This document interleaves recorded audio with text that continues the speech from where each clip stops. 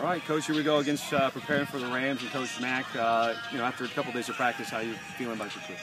Well, we need another good one today. We've had a couple of good days. We got nice warm weather today, so hopefully we'll get some good work in. Backup quarterback McPeak had a great game for 3 quarters. Limited film, I'm guessing, for what you see. What do you see in that as you prepare for him this week? Well, he's a veteran quarterback, 5th-year senior. Seems very poised.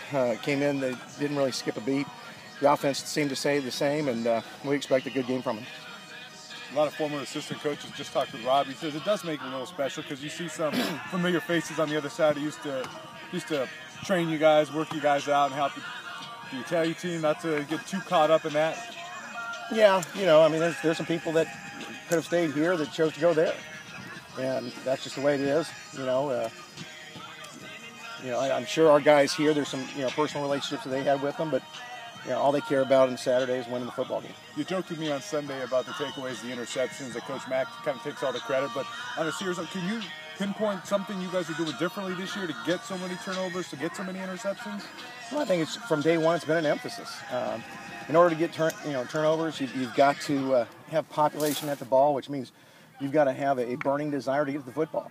At times we've knocked the ball loose. We've had more guys than our opponents have, and when you do that, you have a chance to make plays. How much does it help the players when they see a guy like Coach Mack who's been there, done that, when he's talking to them and trying to instill what you guys are trying to do, because they can look and say, hey, we know he knows what he's talking about? Oh, absolutely. One of the reasons we hired him is he's got such a great name in coaching.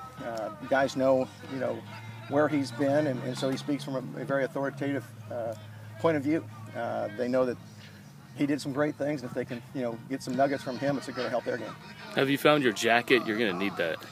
It's going to be sleet and rain and all kinds of stuff over there. Well, I was in Colorado before, so I know how that whole thing works. But yeah, we had Mark go ahead and get our stuff ready for the weather out there. Does it affect anything how you do? Because this is the first time you're going to play in cold weather or adverse weather this season. No,